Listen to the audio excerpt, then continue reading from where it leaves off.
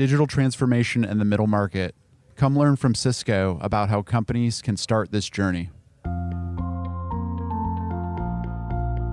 Welcome to The Market That Moves America, a podcast from the National Center for the Middle Market, which will educate you about the challenges facing mid-sized companies and help you take advantage of new opportunities. Welcome to The Market That Moves America. My name's Doug Farren, Managing Director for the National Center for the Middle Market, and today we're coming live from the Fawcett Center on the campus of The Ohio State University, where we just completed a Fisher Summer Series event on digital and data transformation, along with several of our other centers at the Fisher College of Business, including the Risk Institute, the Center for Innovation and Entrepreneurship, and the Center for Operations Excellence. Joining me today is Jeremy Aston. Jeremy's the Senior Director, Go-to-Market Planning and Operations at Cisco. And we're going to talk a little bit today about the presentation that he delivered at our event. So first, Jeremy, I just want to ask you, tell us a little bit about your role and background at Cisco. Well, thank you. Yeah, it's been an evolving role for me. I've been with Cisco quite a while, coming up on 17 years, and most of that time was spent in the sales force, dealing with customers, dealing with our partners, both as a sales rep and then a sales leader.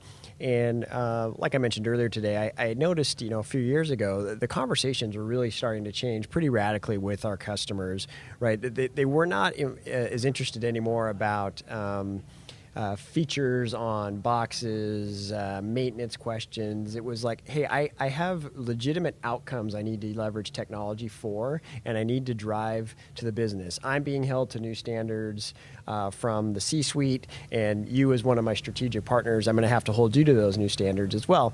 So I really started thinking like, wow, we're having to evolve our portfolio sets, our products, how we deliver them, and it got me thinking. And then about this time also, a new group was forming within Cisco to really drive new types of consumption, new types of offers, especially with software as the base of that. So I took this role a few years ago to really help with new go-to-market strategies. How do we monetize our offers differently, and how do we give customers flexibility in how they consume? And so that's been my journey at Cisco. It's been a really exciting time for us, and it was a great event that you guys held today.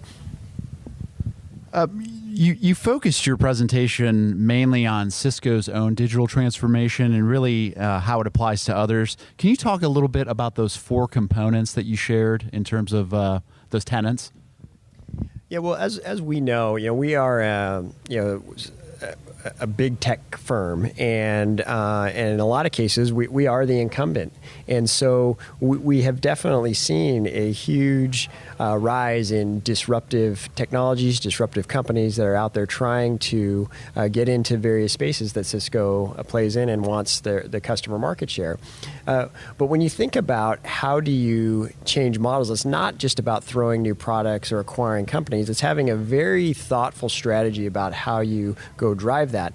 Now, what I highlighted at the beginning was this discussion around this digital vortex, which is causing a lot of disruption to a lot of companies, right? Not only, big incumbents, but anyone who has, older type of business models not embracing digital processes as much. So at Cisco, we knew that this was going to be key for us to make this transition.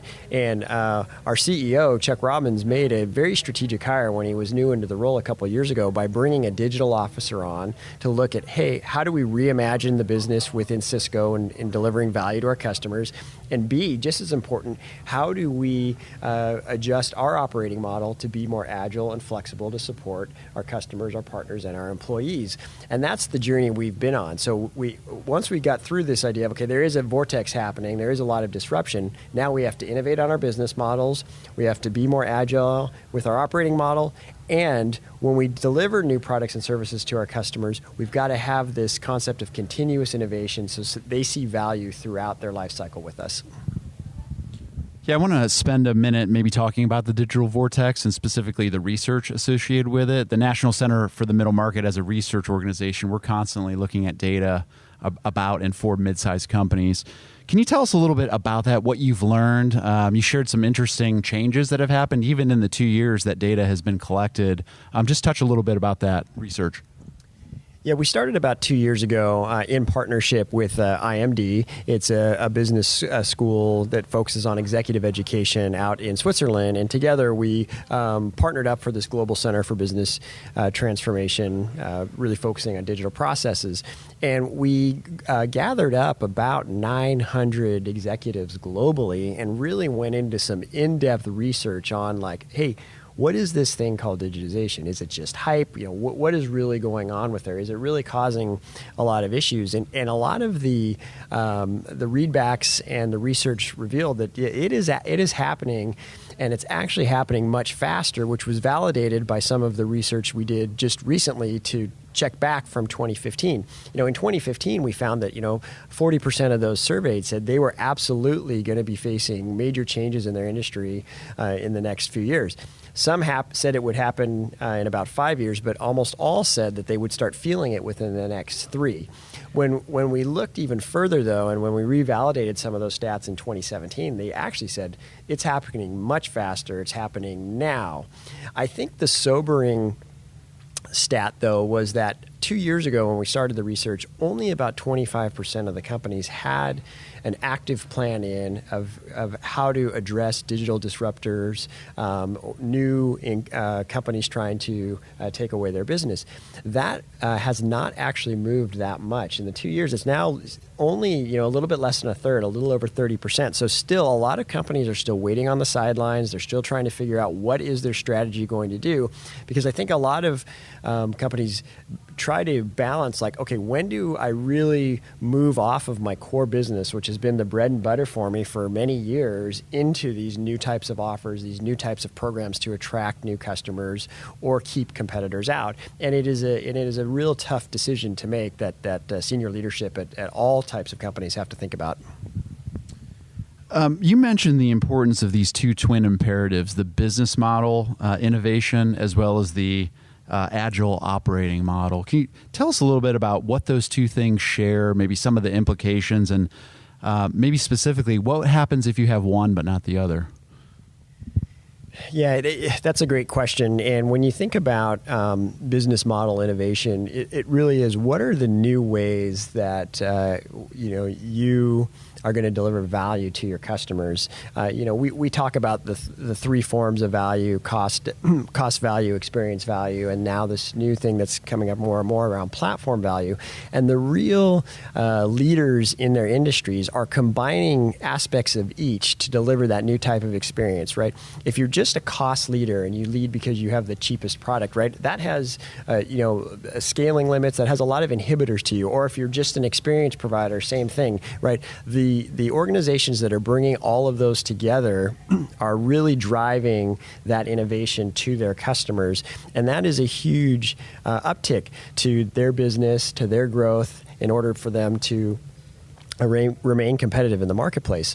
However, though, if you start to combine these type of value propositions and you're not innovating on your back end with how you process orders, how your supply chain works, how do you bring new products to market, who is your channel now, who is your route to market, if those aren't seriously thought through, you will hit choke points very fast and your operations will come to a crawl and everything will be manual and you'll be losing all the benefits that digital processes bring to your business. So it's a double-edged sword that has to be looked at the same time, and it's not an either or, it's a both. It's an and value prop. You also mentioned this concept of the disruptors versus the incumbents, right? Cisco being basically an incumbent in the digital space.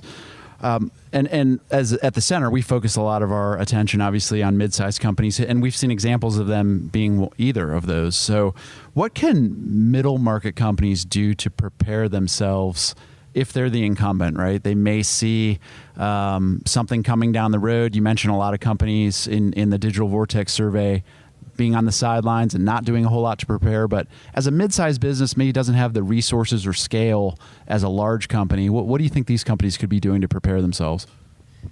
That's a great question as well. I mean, if you consider yourself an incumbent, then you fundamentally have an advantage of you have customers, right? You have people that are consuming your products and services, which is a great place to be, right? Now, as long as you start to think differently, and at Cisco we do this every day, is like, how do we become more innovative and more agile, which are typically two traits that the disruptors have, right? They're innovating quick, they're being agile in their business model, and they're willing to take some risks.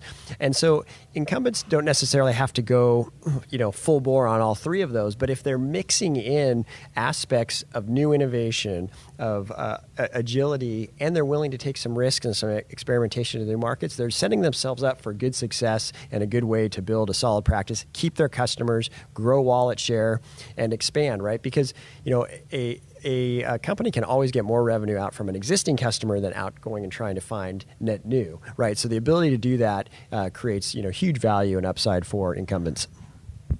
So let me just wrap up our discussion on a somewhat related question. What type of advice would you have for companies that are looking to prepare, approach, and start this journey towards digital transformation? What are the things they should be thinking about first? What are the first types of steps they should take? And just in general, what type of advice would you give? Yeah, I think it does start with just taking a hard look in the mirror, right? Is your core business something that is in a growing market, a flat market, or is it in a declining market, right? And if it is, from there you can then take your decision tree and go make those hard decisions. If it's in a growing market, then great. How do you keep it growing? What is the innovation? How is the channel going to play in? What are other ways that you're going to touch your customers?